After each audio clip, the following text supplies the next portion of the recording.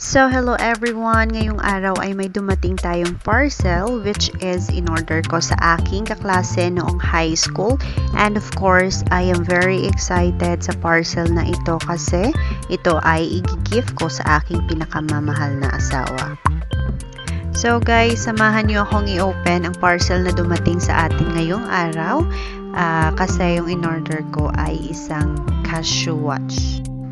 And as you can see, ay naka-bubble wrap pa po siya. And of course, naka-circle shape yung lalagyan niya. And this one, meron po siyang kasamang paper bag na may name ng kanilang product, which is Casio.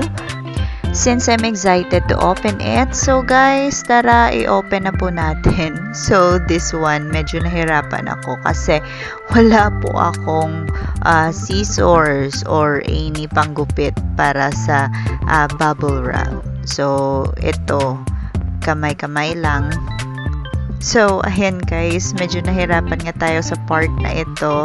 So, guys, if ever na mag-unboxing kayo, ay don't forget talaga na magkaroon ng scissors or cutters sa inyong tabi.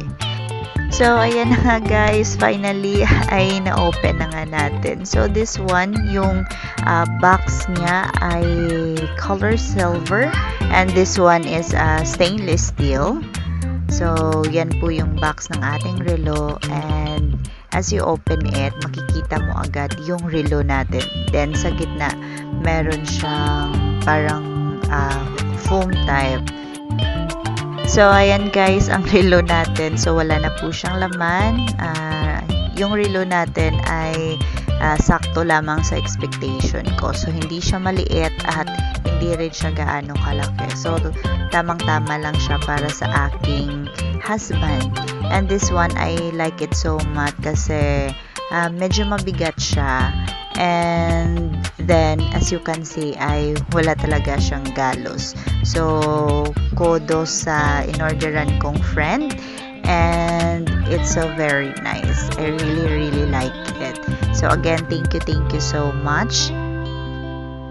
So, ayun na nga guys, sa likuran ng ating relo ay merong mga naka-engrave or yung nakatatak about sa relo natin. So, the name of the product and also some information na makikita natin.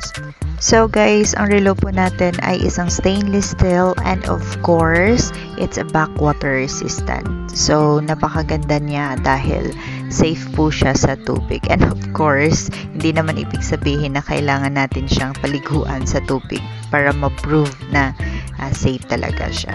So guys, that's all for today's video and thank you so much for watching and I hope magustuhan ito ng aking asawa.